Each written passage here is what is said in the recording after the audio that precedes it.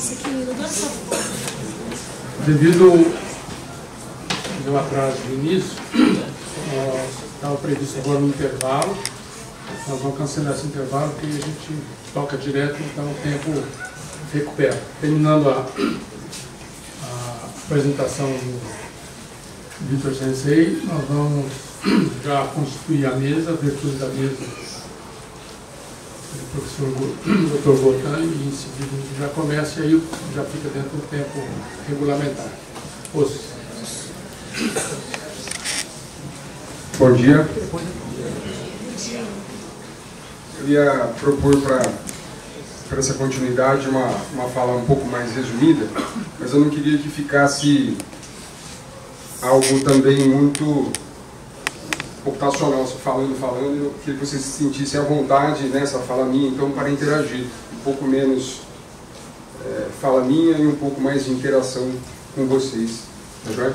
Queria agradecer a oportunidade de estar aqui hoje, agradecer o convite formal da organização, agradecer os organizadores, o professor Suaide, a Diana, toda a federação e o CPUSP, para a gente retomar esse processo em homenagem, como legado aí ao Sasaki Sensei. Eu vou falar um pouquinho sobre força e potência, né? Eu vou tentar deixar menos acadêmico e mais visível de integração com o dia a dia daquele que pratica karatê, o que tem de novidade, mas também valorizar o trabalho que a gente pode fazer na linha de frente, que seria dando aula. Primeiro eu vou conversar com vocês sobre alguns mitos que tem sobre treinamento de força, e alguns, por mais que permaneçam, a gente tenta melhorar isso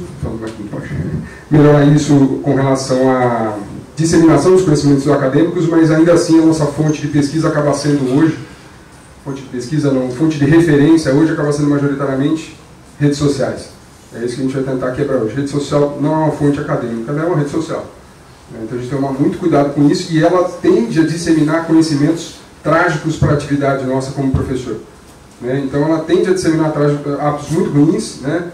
Eu brinco que é o grupo do Força, Foco e Fé. Esse grupo, eles são complicados para a gente trabalhar, né? Eles ficam ali publicando coisas de um conhecimento empírico do qual não há embasamento. A gente tem que melhorar isso, né? O que eu coloco para a gente com relação à lesão? Será que a gente já parou para pensar o quanto que o treinamento de força pode trazer para a gente de benefício com relação à prevenção de lesões?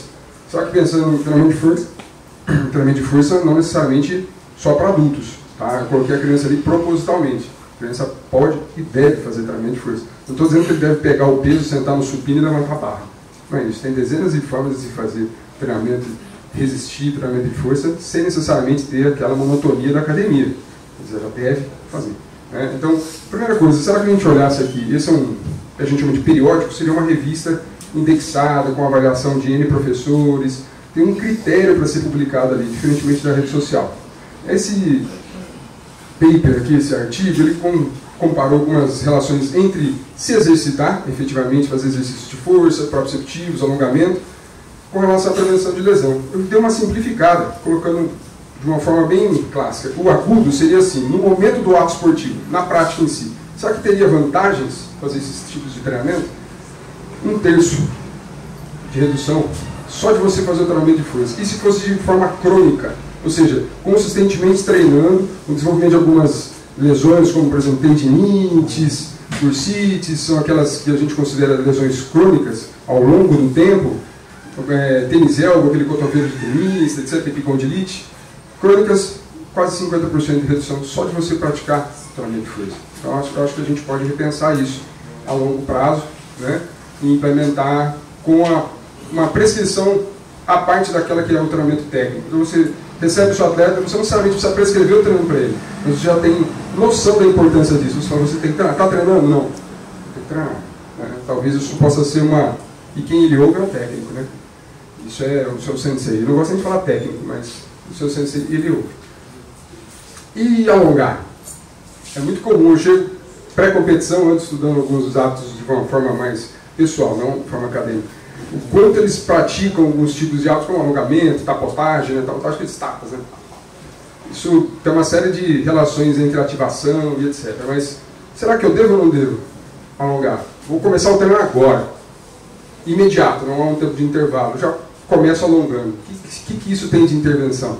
para a minha performance, por exemplo, esportivo. Vou entrar para lutar agora.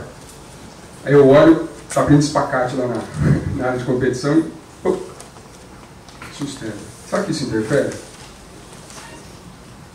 Tem gente que tem um hábito, né, gente? Não pode interferir no hábito pré-competição do atleta. Às vezes ele gosta daquilo.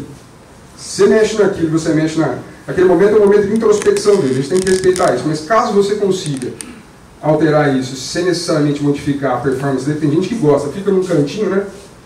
É quase que um ritual. Aí você tem que tomar cuidado com mexer com aquilo. Não é assim, mexe, para, não vai mais fazer. Aí ele se incomoda. Você tem que tomar cuidado. Nem tudo é de um dia para o outro. Às vezes você tem que fazer um processo. Quando a gente alonga a musculatura, a gente tende a inibir algumas estruturas dentro dele que ativam um sistema neural e amplificam a força dele. Você tem lá órgãos tendinosos de Golgi, que ficam ali entre o tendão e o músculo, e o outro são fusos musculares, que ficam ali no meio da musculatura, vamos falar de uma forma mais simplificada.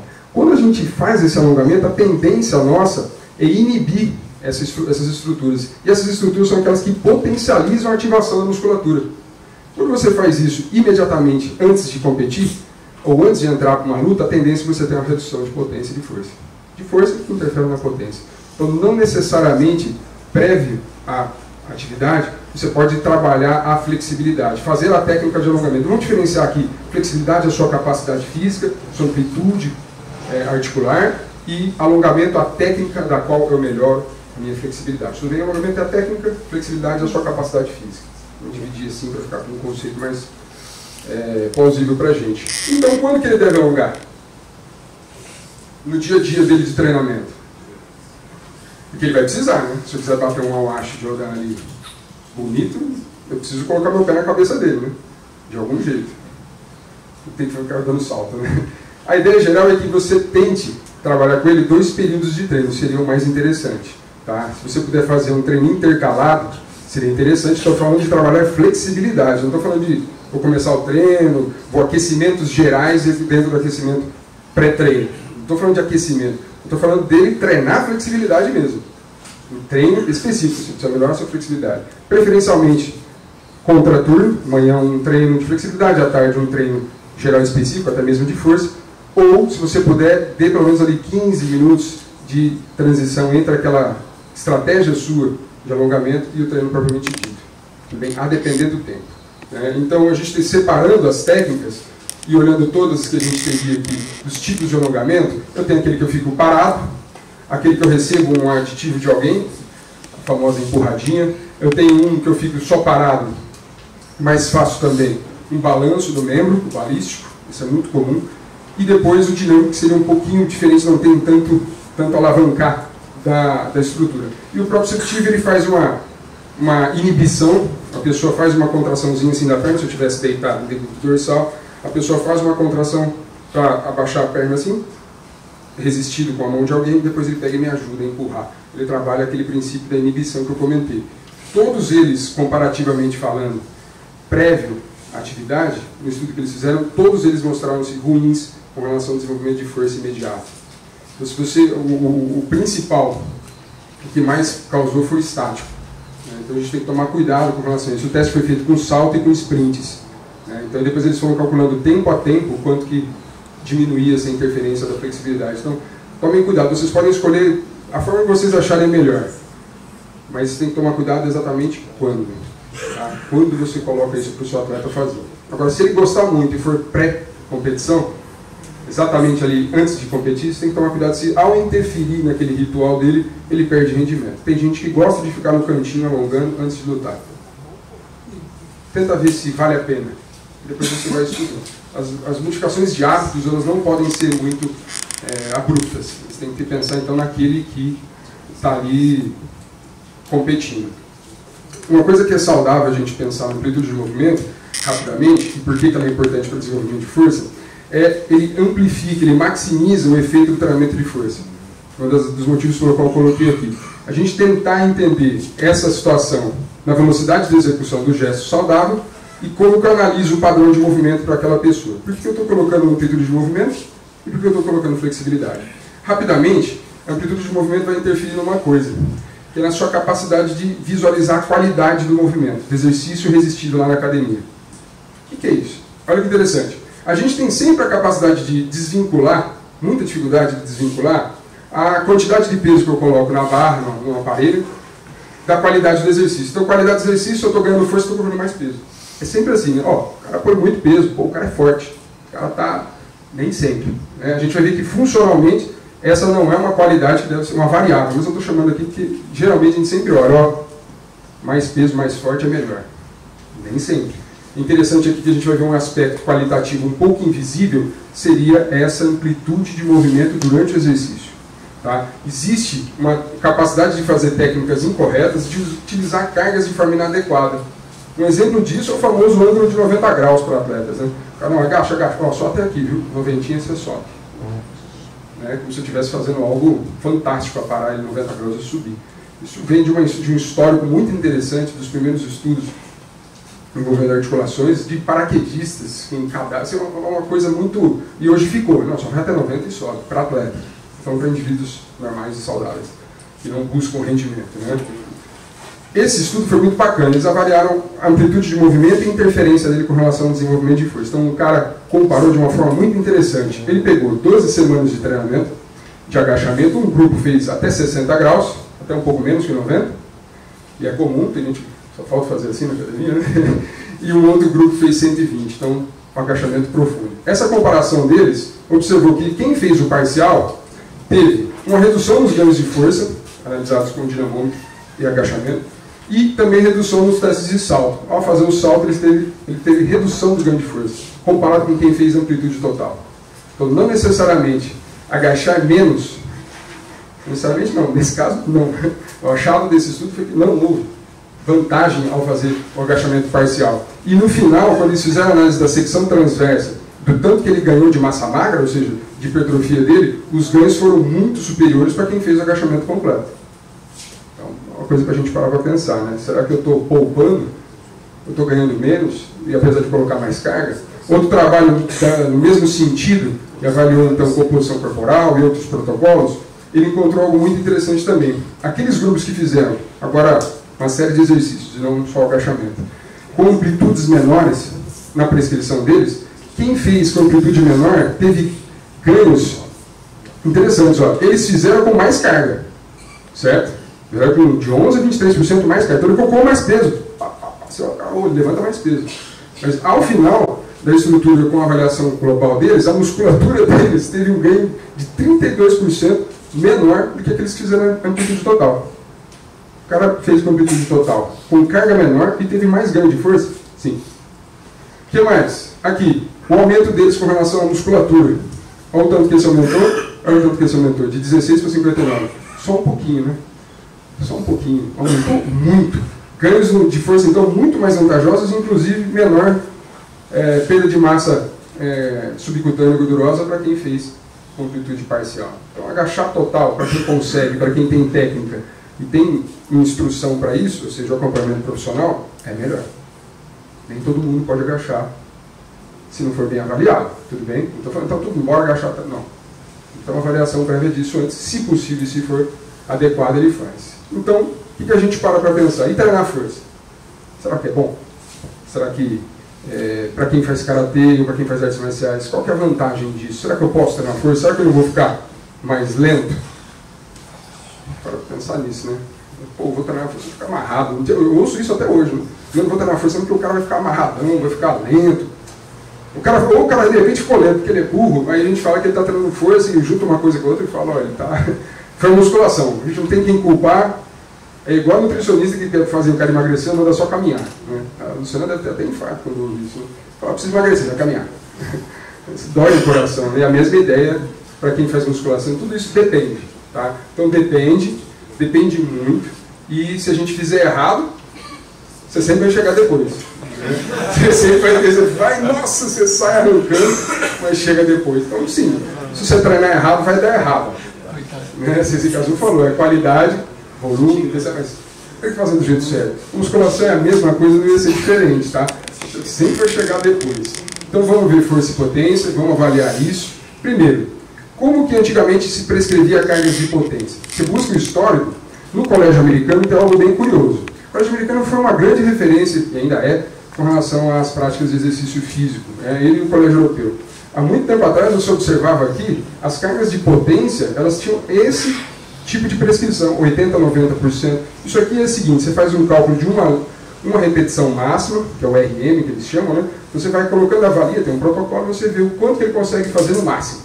Desse máximo, eles indicavam, né, para quem fosse fazer potência, de 80% a 90%, ou de 75% a 80%. Então, olha a elevação dessa carga. E velocidades reduzidas de movimento, né? Se o cara coloca ali 80% do seu máximo, não dá para fazer um movimento muito rápido, tá? Acho que não, depois testem quando retornar em casa. Não é algo capaz de ser feito. Então, olha que interessante. A gente olhando, né, de uma forma mais calma, um gráfico de força e velocidade, como que se comportaria, força pela velocidade, a gente encontra esse desenho. E nesse desenho, a disposição da força máxima estaria aqui, e a velocidade, força máxima, a velocidade vai ser zero. Né? E aí a gente vai tendo vamos descendo nessa curva e vamos encontrar aqui em algum momento a potência, velocidade e até a velocidade máxima. Praticamente a força vai ser muito baixa. O que eu estou trazendo esse gráfico? Esse aqui seria o comportamento dessa curva. Olha que curioso. Para o karatê, opa, isso é errado aqui, ó. O que é mais importante para o cara ser mais forte ou mais rápido? O que é melhor? Está no meio. Está no meio. Mas aí você para pensar assim, né? Se fosse o karatê olímpico, só velocidade. Certo? Mas a gente está falando de qual karatê para aqui hoje? Aí até para dar uma valorizada mais forte. Tem que ser mais forte, importante chegar forte. Nem sempre, certo? Mais pro meio, perfeito. Mais potente. Mas a potência tem velocidade e tem força na sua composição. E aí? Karatê de resultado. Karatê de resultado. E aí, você tem a composição de força e de velocidade. O que eu prescrevo então? Para todo mundo, potência. É uma pergunta que é clássica. O cara passei pela tangente e você pergunta: então o que você vai prescrever para ele? Exercício de força ou exercício de velocidade? Aí ele fala: não, de potência, nenhum dos dois. Esse é malandro, né? Nenhum dos dois, é potência. É muito comum, você fala: então prescreve potência. Aí ele não sabe o que ele está fazendo, ele volta para aquela tabelinha, põe 80%, levanta aí. Aí o cara vai ser o que faz errado, no segundo lugar. Toma cuidado com isso, gente. Não é tão simples quanto parece. Ao observar isso, o comportamento da força e da velocidade, hoje a gente consegue discutir algumas coisas chamadas de carga ótima para desenvolvimento de potência, que vai um pouquinho na contramão daquilo que era prescrito. Não é que era prescrito, é uma interpretação errada daquela tabela, tá? Imagina que eu posso falar que o colégio americano está errado. Não é isso. Estou dizendo que a tradição da prescrição e a interpretação inadequada dessas diretrizes é o que leva a esse tipo de erro. Né? Então, olha que interessante. Aqui, a gente vai colocar de novo a potência com relação às cargas, para a gente entender o que seria essa carga ótima. Quando o atleta desenvolve determinados movimentos com cargas progressivas, a gente consegue analisar o desempenho dele.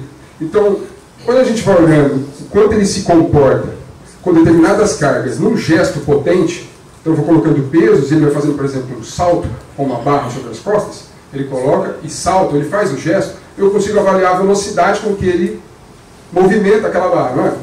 Ele salta, barra nas costas, e eu analiso isso. E aqui eu consigo identificar que esse indivíduo tem uma carga ótima aproximadamente aqui. Isso é só um exemplo hipotético. Então a gente pode dizer que carga ótima é o que leva a alta produção de potência muscular. Beleza, vamos continuar caminhando nesse sentido. Esses caras tentaram então avaliar, em vez de prescrever com aquele percentil de carga, colocar uma análise ótima. Pega um grupo de indivíduos e prescreve o tradicional.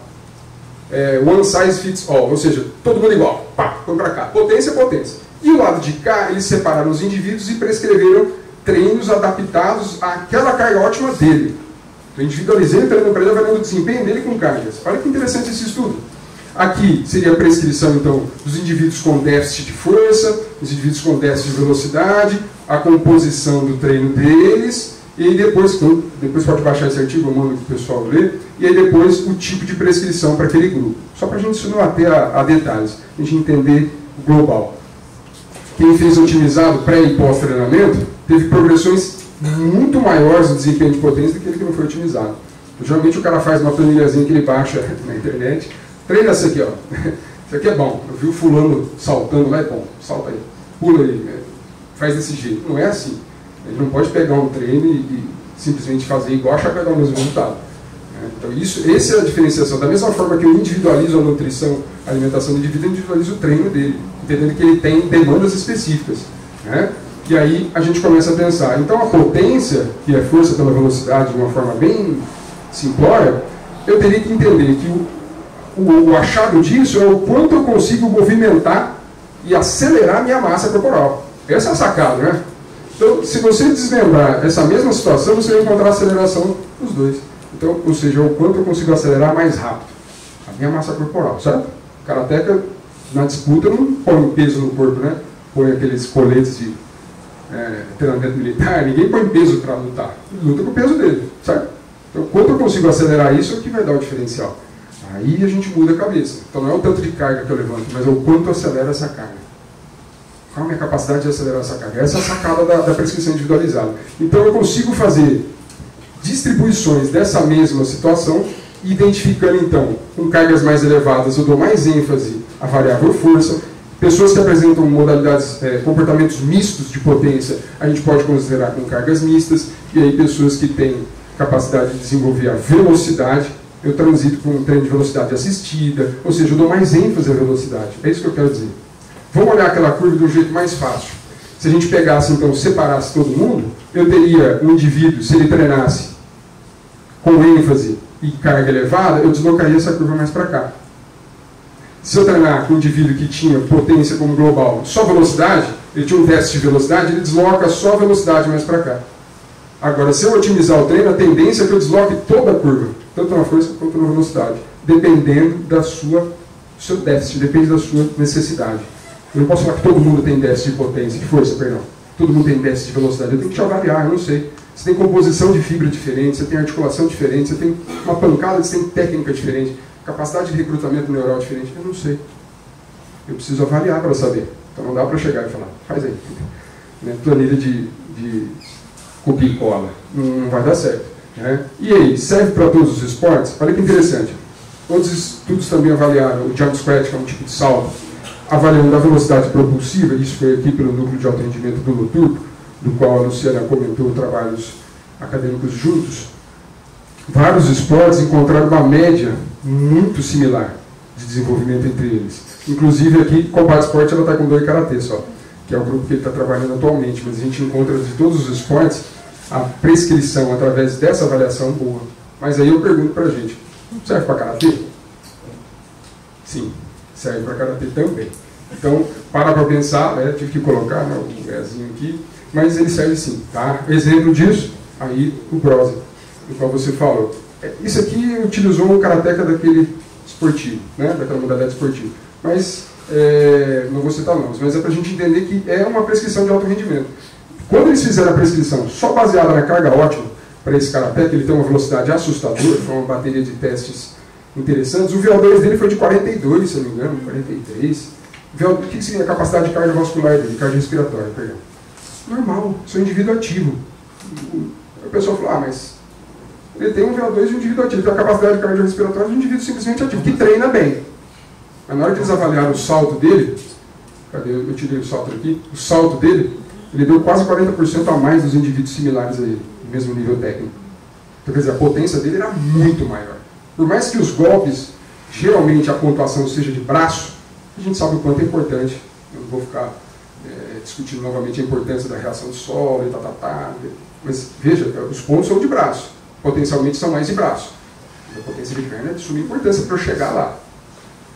40%. Bicampeão mundial. Posso discordar de tudo que tem lá, mas o cara é potente. Se botar todo mundo para saltar com ele, ele vai encostar a cabeça aqui no teto. Então é uma grande capacidade física que ele tem, que provavelmente contribuiu para esse sucesso esportivo. E nem todo mundo é igual. Os esportes tendem a estar mais para cá ou mais para lá desse desempenho. Esse gráfico aqui foi apresentado pelo próprio Loturbo esse ano, a gente encontrou um pouquinho mais de caracterização do pessoal do boxe, ou seja, de percussão, soco, chute, mais para cá, e do judô, do wrestling, com outra composição de desempenho de força, mais para cá dessa curva. A tendência é essa. Não tem caracterização de todo mundo. Não foi se avaliado. Por exemplo, a gente não tem caracterização dos praticantes em karatê tradicional. A gente não sabe qual a força, potência, força de preensão manual. A gente não tem essa caracterização. Ou seja, ninguém avaliou a elite e os praticantes, os veteranos do tradicional para poder traçar um perfil deles. Seria importante. Qual é a diferença lá no limite entre o cara que ganhou o primeiro lugar e o cara que ficou em sexto, em sétimo? Será que tem? Ah, a vida ele treinou mais. Tá, né? Isso é uma referência para quem está querendo chegar num patamar de conhecimento, né? É uma coisa que é muito aquém. E como que a gente, para avaliar e encontrar essa carga ótima, a gente tem N estruturas. A gente pode usar um tapete de contato. Foto não está ajudando muito não, né? Mas é um tapete, como se fosse um plástico assim no chão, que você coloca, ele tem um timer, um cronômetro. Na hora que o cara salta, ele aciona, na hora que o cara aterrissa, ele aciona de novo. E aí, então, com a massa corporal dele e esse tempo de voo, a gente consegue calcular a potência dele.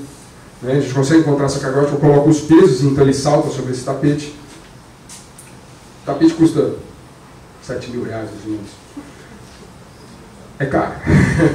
O transdutor linear é um fiozinho que você coloca na barra, na hora que a barra se movimenta, ele consegue calcular a velocidade média, deslocamento, a potência, deslocamento da barra, uns 10 mil reais, média, caro. E ele é muito sensível. Teve um dia no laboratório que a gente puxou o cabinho assim, um estagiário, né? A gente vai esperando que o estagiário. Nossa, que legal! Soltou. Ele tem como se fosse uma atração, né? Bateu, quebrou. Não dá para conhecer. Só dele soltar assim, tá. Quebrou, né? Imagina o prejuízo. Então é um transdutor linear, você fixa aí a barra, um fiozinho muito fininho que fica aqui. Na hora que ele traciona a barra, você calcula o deslocamento da barra, que é a capacidade que eu tenho de acelerar a barra. Serve também. E depois você pode ser muito metido e ainda colocar uma plataforma de força que custa uma Mercedes-Benz, ali, uns 120 mil reais, embaixo para o cara saltar. Né? Eu vou saber como é que a gente vai fazer isso dentro do dojo. Né? O ideal seria ou do dojo ou simplesmente tendo uma limitação orçamentária. E isso é a curiosidade que eu fiz. Então, vou discutir primeiro o exercício e depois o que eu faço se eu não tenho dinheiro ou se eu não tenho recursos no momento para tentar usar isso. Será que existe essa coisa de melhor exercício? Então, o cara só pode pensar em exercícios que eu acelero uma determinada carga utilizando exercícios balísticos. Então, o cara pode agachar e fazer um salto numa barra guiada. É uma proposta, dá para fazer? Ah, muito bom. Esse foi um trabalho feito numa fase de pouco antes do polimento, né? Na fase de preparação do Douglas com essa performance, exatamente aqui. Em seguida, é o que eu andei fazendo no laboratório para tentar avaliar a diferença de alguns lutadores, seria fazer a mesma coisa no supino, membro superior e membro inferior. Isso aqui ele tem que ter uma grande familiarização, né? Qualquer um que joga a barra, nem toda academia tem barra bonita, né? Aquele Smith caro, aquela barrigada que você joga, ela desacelera devagar, né? Você joga o negócio te desce igual uma guilhotina, né? Você tem que saber fazer, a pessoa tem que aprender a fazer, não é qualquer um que pode fazer isso, tá? Veja bem. Vai chegar uma academia, mas vamos lá, bora saltar com a barra nas costas, aí você mata o teu atleta. E depois os exercícios pliométricos, drop jumps, que a pessoa salta de uma altura específica, toca no chão com os dois pés e imprime um salto em seguida. Isso é muito comum, vejo muita gente fazer. Né? E aí a gente vai falar, esses são os melhores exercícios? Só esses exercícios? Não, não são só esses exercícios, tá? Então, muitos outros, mas é só uma ideia de uma outra modulação que você pode fazer trocando os exercícios nas fases de treinamento dessa pessoa. Passem a pensar um pouco nisso, talvez seja legal. E só com aqueles equipamentos? A gente pode ver hoje que não. Hoje a tecnologia está grande, quase tudo está na palma da mão. Né? Se quase tudo está na palma da mão, não ia ser diferente, né? Ia chegar o celular no treinamento físico, sim. Né? Então eu posso usar um celular para avaliar um salto vertical? Porque por que saltar também, né? O salto ele tem uma capacidade de recrutamento do aparelho locomotor, da estrutura de avaliação neuromuscular muito grande. Então ele é um teste muito padronizado e muito estudado hoje, tá? Por isso o salto. Né? Pode ser vertical ou horizontal. E com esse aplicativo de celular, para Android, a gente tem o Jumbo. Curiosamente, ele foi desenvolvido na Universidade de Brasília. Ele tem essa característica, né, de avaliação, a gente pode cadastrar o indivíduo e fazer a avaliação da força, da velocidade, da potência dele no salto vertical, no salto horizontal, no salto unipodal, com um pé só. Posso comparar se eu tenho assimetria, se eu tenho diferença de força de uma perna para outra. Quase todos temos. Mas a gente pode fazer essa comparação e depois ver se isso é um indicativo ou não de um risco de lesão ou não. A gente pode avaliar isso. Então a gente pode avaliar. Outro que tem, só colocando, será que isso é bom? Será que isso tem validade? A gente já fez um estudo prévio de validação da reprodutibilidade, ou seja, eu avalio mais de uma vez eu encontrei dados similares entre eu e ele, e entre a minha própria reavaliação, então entre as pessoas e a mesma pessoa reavaliando. Então, comparando com a plataforma de força dentro da universidade, a gente encontrou dados extremamente consistentes e reprodutíveis para esse aplicativo. Tá? A gente está validando ele. E a gente faz a digitação e encontra o perfil do atleta, ou seja, qual é o comportamento dele. No iPhone, no iOS, fazendo merchandising, né? Podia, então, pode falar um apoio institucional. Né? Eu estou fazendo, na verdade, para mostrar que dá para implementar em casa. Esse é o MyJump. Tá, ele já está validado, é muito bom de utilizar. Aí você baixa e utiliza. Tendo uma câmera boa, eu posso avaliar o salto horizontal, o salto vertical. E esse cara fez uma coisa muito boa. Sabe aquele perfil de força e velocidade que você quer? Ele já dá. Ele já indica carga 1, carga 2, carga 3, carga... Você vai lá e filma ele saltando, vê o tempo que ele sai, o tempo que ele aterrissa, ele dá todas as orientações, ele é quase intuitivo. E aí você consegue traçar o perfil força e velocidade dentro do aplicativo. É muito interessante. Você pode fazer isso com o seu atleta. Então, barato pra caramba. O MyJump acho que paga uma taxazinha boba lá, acho que uns 9, 10 reais, mas tá ali, baixou, você troca de aparelho, o software continua seu. Então vale muito a pena a gente pensar nisso, ele já traça o perfil da pessoa e você já consegue identificar se ele tem um déficit de força e um déficit de potência. Aí você já prescreve individualizado. E essa é a dificuldade, né? Então eu falo, força, você já sabe. Você tem isso na palma da mão. Não precisa estar dentro do laboratório de uma universidade, por exemplo. E aí você determina essa carga ótima para ele. Então são porcentagens aqui do RM, ele vai fazendo saltos e você encontra a carga ótima para ele. Ó, carga ótima supostamente ali por volta de 50% do RM. Então é com 50% que eu vou começar a prescrever para ele. Reavalio posteriormente, vejo como ele se comporta e prescrevo novamente. Não é para fazer, gente. Com dinheiro, comparativamente falando, aos 6 mil reais, que é o mais barato do tapete de contato, poxa vida, 10 reais, né? Vale a pena investir nisso. E aí, eu consigo ter distribuições, então, deixa eu pegar esse aqui que estava mais fácil de identificar. Se ele tem um grande déficit de força na hora de prescrever o treino, que eu encontrei na avaliação do aplicativo, eu sei que mais ou menos a composição do treino dele deve ter essa dinâmica. Mais exercícios de força, cargas maiores. Se eu encontro intermediário, se eu encontro um déficit de velocidade muito grande, então você delineia. Isso é só uma proposta, assim, bem para desenhar o nosso entendimento comum hoje. Né? Cada um vai fazer, obviamente, com aquilo que tem. E a gente pode pensar também na pliometria. Uma coisa que eu acho muito interessante é a prescrição inadequada da pliometria. E a gente vê pessoas fazendo, por exemplo, o drop jump, que é esse descer de um aparato, tocar no solo e saltar. A gente pergunta assim, que caixa que eu uso? Não tem isso. Porque senão todo mundo vai pegar um degrau desse aqui, põe todos os atletas ali e ele salta. Não é bem simples assim, não. Eu vou saltar de qualquer altura. Pode, salta aí, está tudo certo. A pliometria feita de jeito errado, ela vai causar muitos danos. Você não vai, na pior das hipóteses, também não vai melhorar em nada. Mas a gente tem que parar para pensar nisso. Será que está dando certo? Existe um índice que chama-se índice de força reativa. Na hora que ele toca o solo, ele tem um tempo de contato com esse solo. Essa característica é uma excelente variável para a gente avaliar. Se a gente olhar esse índice reativo, ele vai modular o tanto que eu consigo aproveitar entre alongamento e encurtamento da musculatura. Ele alonga, está alongando e depois ele encurta. Esse ciclo de alongamento e encurtamento é o que caracteriza os exercícios pliométricos. Salta, ele consegue potencializar isso. Tá, tudo bem. Esse índice ele serve para você identificar um risco de lesão, quanto ele se adaptou, se você consegue deixar o treino mais específico. O que acontece? Você põe determinadas alturas para ele saltar, filma com o seu smartphone e você consegue identificar a capacidade que ele tem, o tempo de contato com o solo. Quando você coloca diferentes alturas, você vai perceber que ao aumentar, algumas pessoas melhoram, outras pessoas declinam. Então, se eu utilizar provavelmente essa altura de 12 centímetros é muito pouco. Se eu usar uma altura de 36 para ele, opa, melhorou o desempenho. Se eu colocar ele numa caixa mais alta, eu prejudico ele. Entende o que eu quero dizer? Então tem que tomar cuidado, não é todas as... Não, vou aumentar a sobrecarga de treino, aumenta a altura da caixa. Será? Você não está aumentando o risco? Então tem que parar para pensar nisso, não é todo mundo que salta igual. E aí, avaliar a técnica, o tempo de contato, pelo tempo de contato, que é um índice, a gente consegue avaliar a altura do salto dele, se ele está fazendo um salto com compensação do tronco ou não. Então não é tão simples assim. Eu só dei a ideia geral que a gente pode aproveitar. E aí a outra coisa interessante é monitorar a fadiga. Ele treinou ontem, vem para mim hoje e eu avalio ele. Como que eu faço para saber se ele está pronto para treinar?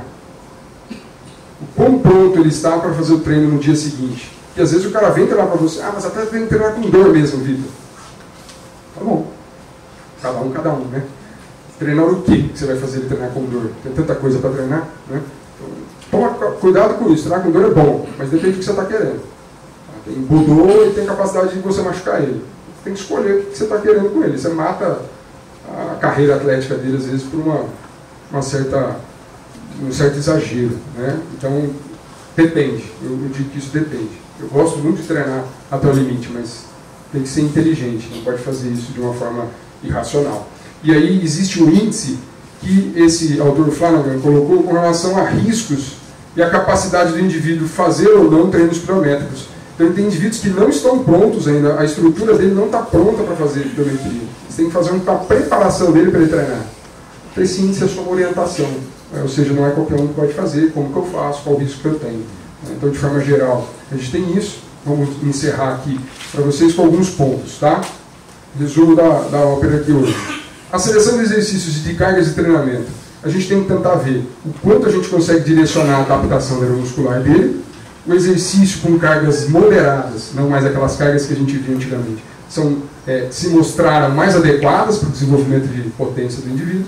Então, não só aquilo que a gente via antigamente. E exercícios balísticos tende a ser uma opção muito viável para indivíduos previamente treinados e capazes de receber esse treinamento, essa dose de exercício, se a gente quiser assim chamar, e as melhores velocidades de medida em qualquer percentual podem ter. Então, eu tenho um intervalo de medida para prescrever para ele, não é só aquela carga, existe um intervalo ótimo e você prescreve aquilo e modula aquilo.